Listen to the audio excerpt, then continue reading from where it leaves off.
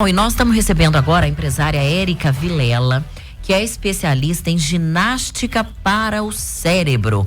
A Érica vai falar conosco sobre a atenção plena e por que é tão importante a gente ter atenção plena nesse mundo que é tão acelerado. Érica, bom dia, seja bem-vinda aqui ao Manhã Bandeirantes. Bom dia, Fernanda, bom dia, Fred, bom dia a todos os ouvintes. É um prazer estar aqui falando um pouquinho, trazendo para vocês um pouco sobre a estimulação cognitiva, né? A ginástica para o cérebro e como a gente melhorar as nossas habilidades, né?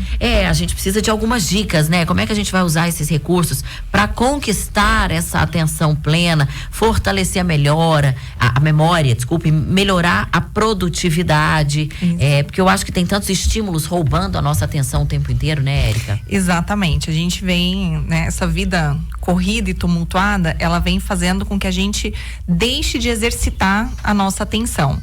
E é importante a gente entender que o nosso cérebro, ele é bom naquilo que ele aprende a ser bom, né? Então, quanto mais a gente estimula uma habilidade, melhor a gente fica. O que a gente vem percebendo? Que ultimamente essa vida corrida, o que a gente acaba estimulando, na verdade, é justamente a falta dessa atenção, né? De manter a atenção em alguma coisa. Então a gente senta na mesa para comer, para almoçar, a gente já senta com o celular do lado. Então a gente não presta atenção nem no que a gente está comendo e nem no celular completamente. Então a gente está sempre tentando dividir a nossa atenção. E estar presente, né? Se manter ali é extremamente importante para que você consiga ter uma boa memória. Então, muitas vezes as pessoas vêm até nós, né? Reclamando que a memória está muito ruim, mas na verdade o que a gente precisa trabalhar primeiramente é justamente a atenção, essa capacidade de ficar atento àquele momento que está vivendo para que a gente tenha uma boa memória. Aquele negócio de falar, eu faço 10 coisas ao mesmo tempo, então não é vantagem nenhuma. Depende, né? Na verdade, a gente tem que perceber que assim, a gente tanto ter uma rotina, ter atividades que a gente faz muito bem, porque quando a gente consegue fazer mais de uma coisa ao mesmo tempo, é porque provavelmente você conseguiu automatizar alguma atividade, então você já não precisa mais pensar tanto a respeito daquilo, é igual para dirigir, né? Uhum. Então, a gente consegue dirigir, consegue conversar com uma pessoa que está do lado ao mesmo tempo. Por quê? Porque o dirigir já se tornou algo automático. Uhum. Então, você consegue dividir a sua atenção entre essas duas coisas. Então, é importante ter isso, mas é importante eu também treinar o meu cérebro para que ele tenha atenção durante aqueles momentos que a gente precisa, porque senão a gente fica só treinando dividir a atenção e quando a gente precisa prestar realmente atenção em alguma coisa, precisa memorizar, a gente não consegue manter ali muito tempo a nossa atenção naquela atividade. Então é importante, da mesma forma que a gente saber dividir a nossa atenção, é extremamente importante a gente saber e a gente treinar o nosso cérebro para ter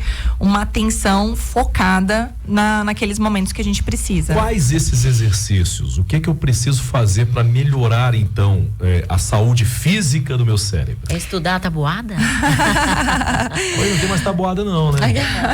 Não, né? Então, é engraçado porque o que a gente vem fazendo, né, com o nosso cérebro? A gente vem terceirizando, né? A gente não estuda, né? Não é tão comum mais estudar a tabuada, memorizar, né? Nada. Memorizar nada. Por quê? Porque a gente terceiriza. A gente tendo um computador na mão, né? Que é o celular hoje em dia é um computador. Então, a gente tendo esse computador na mão, a gente acaba não memorizando. Então, pra gente trabalhar, principalmente a questão da atenção, a gente pode iniciar com algumas atividades como você começar a tentar selecionar aquilo que você quer prestar atenção. Então você senta para almoçar, né? Uma das coisas eu vou prestar atenção no que eu tô fazendo, né? Tirar alguns momentos até mesmo para prestar atenção na sua respiração, né? Se colocar metas em relação à atividade que você quer fazer. Então, por exemplo, eu vou ler.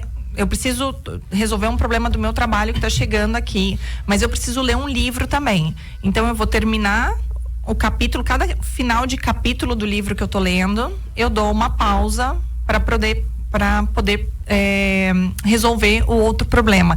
E aí você definir metas de forma consciente e parar de só ser responsivo nesses processos, né? Toda vez que chega uma mensagem, eu paro a minha leitura e vou responder a mensagem.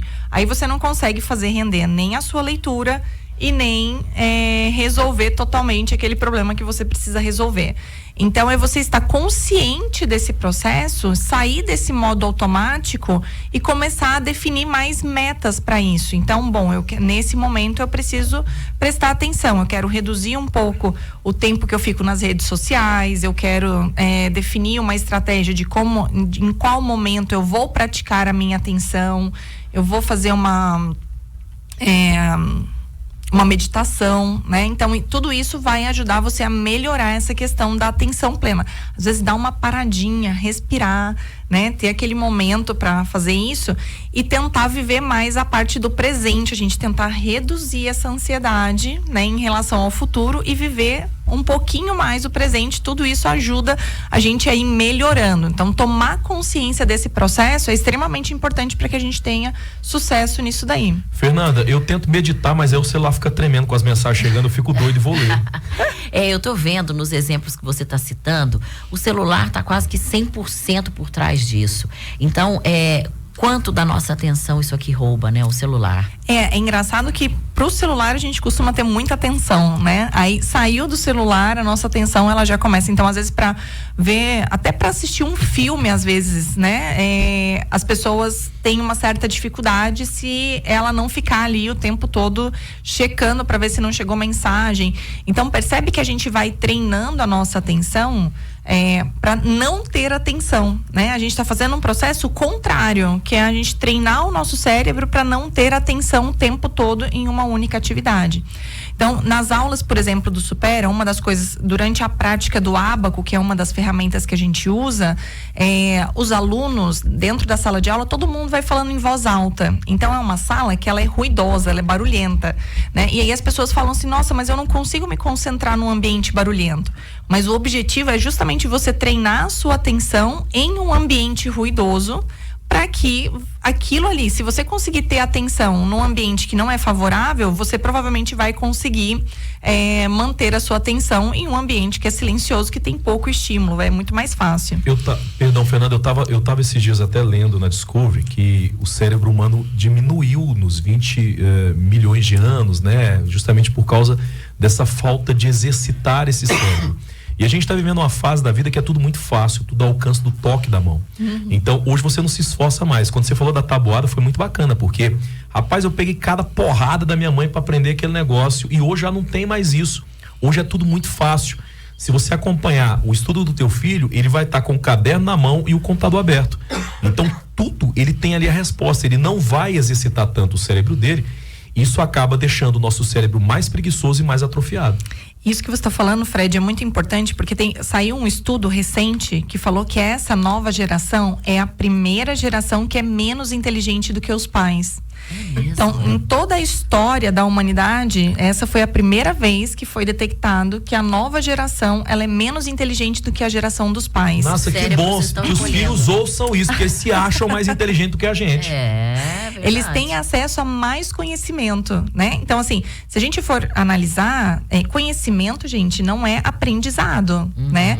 O conhecimento, ele tá disperso aí. Então, você pega um computador, você tem todo esse conhecimento aí disponível, mas aprender é diferente, né? E o nosso cérebro, o que permanece no nosso cérebro é o que a gente aprende, porque o conhecimento você só vai ter ele disponível se você tiver ou o computador na frente ou o celular na mão, né? Enquanto o que você aprende é aquilo que você vai conseguir levar realmente para sua vida em situações que você não tem acesso a nenhum outro recurso, só o seu cérebro. E eu fico pensando quanto a gente ouve muitas pessoas falarem, nossa, minha memória não é mais a mesma, principalmente depois da Covid, a gente vê muita gente se queixar disso, né? Mas a impressão que eu tenho é que a nossa memória ficou mais volátil, né? O HD tá pequeno, não tá cabendo muita informação. E a leitura, de repente, ajude a recuperar isso. Com certeza. Na verdade, a gente precisa para exercitar o nosso cérebro, nós precisamos dar todo dia para ele novidade, variedade, desafio crescente. Então, essa é a base da teoria do exercício cerebral.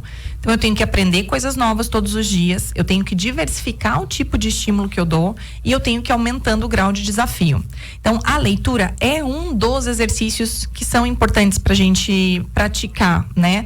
Mas a gente precisa também diversificar os estímulos. O que a gente percebe? Enquanto a gente é criança, essa diversidade, aprender coisas novas, fazer coisas diferentes, está muito presente no nosso dia a dia. Na vida adulta, a gente começa a ter uma rotina, né, massacrante.